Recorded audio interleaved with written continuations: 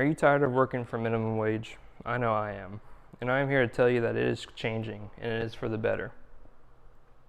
Today I will be talking about why raising the minimum wage would be good, the pros and cons of it, and why it would be preferable to be bumped up to $15.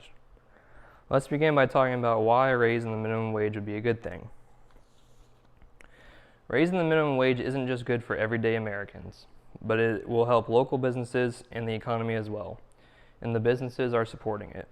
In April, there was a survey conducted on many businesses by Frank Luntz, and the results were shocking.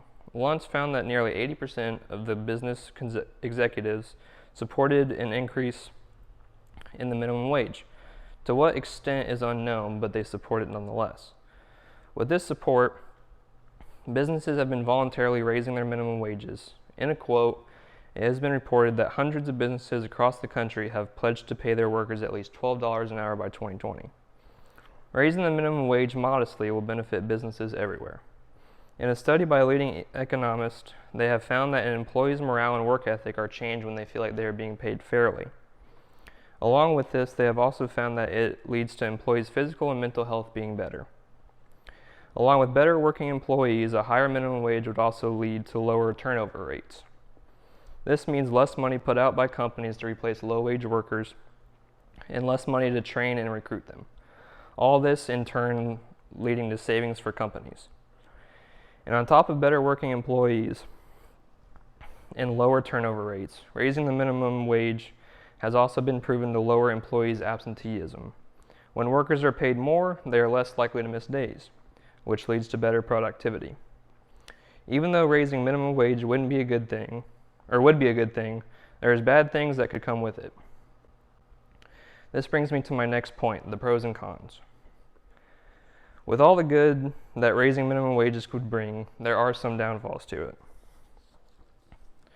The pros and cons counter each other, and they are all based off facts. But with that being said, let's talk about more pros. There are many pros to increasing minimum wage, and I have already talked about a few of them, but there's a lot more. Raising minimum wage would reduce poverty levels, welfare spending, income inequality, race and gender inequality, and it would raise the income in a single household and even lead to a healthier population. And that's just to name a few more. Raising minimum wage would make this world a better place and hopefully make it a little bit easier for all of us. The cons of this counter the pros, meaning they are the opposite. But let's get into them. There are some cons to increasing minimum wage, but do they outweigh the good? Increasing minimum wage could result in a decrease in high school enrollment rates and increased dropout rates. It could encourage companies to outsource jobs.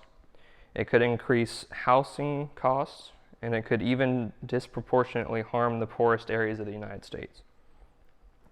Now, even though those might sound bad, I feel like in this case, the pros outweigh the cons. With the pros and cons in check, let's shift our attention to if the minimum wage was raised to $15. Today, the federal minimum wage is just $7.25. This has not increased since 2009. An act called the Raise the Wage Act of 2019 could gradually raise the minimum wage to $15 by 2024. The benefits of gradually raising the minimum wage are incredible, lifting pay for millions of workers worldwide and reversing years of pay inequality.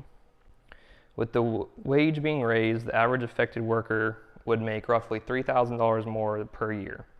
This would help tremendously with the everyday life of a fast food worker or even a preschool teacher. A $15 minimum wage would also reverse years and years of pay inequality. This is mainly between the lowest paid workers and the middle class. For example, failure to adequately increase the minimum wage accounts for 48% of the increase in inequality between women in the middle and the bottom of the wage distribution. Throughout the world, workers will soon need to be paid $15 an hour just to live a semi-normal life.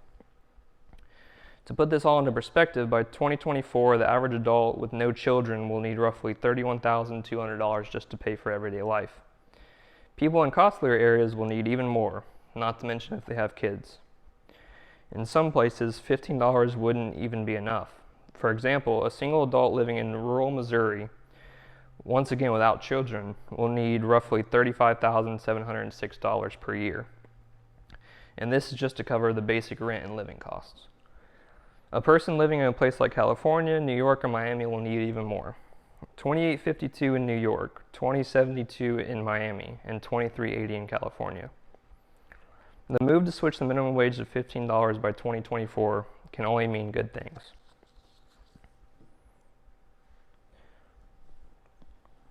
There are people against the raise, but many people do want it to happen.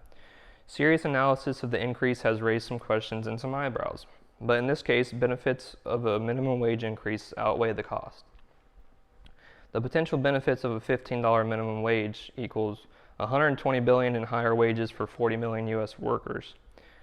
Many Americans would reap the benefits of a minimum wage increase, and I believe it is well worth it. On that note, let's review. People have been working for less than $8 for long enough. A minimum wage increase is just what the doctor ordered. It would help people in need, and even the local businesses would profit. Even though there are some people against it, and there are speculations on what could happen if it was raised, I think in this case it's about doing what's right. I strongly believe that increasing the minimum wage to $15 an hour would work wonders in the community. I think it is finally time that we do it. We need an increased minimum wage, and I am willing to help. Are you?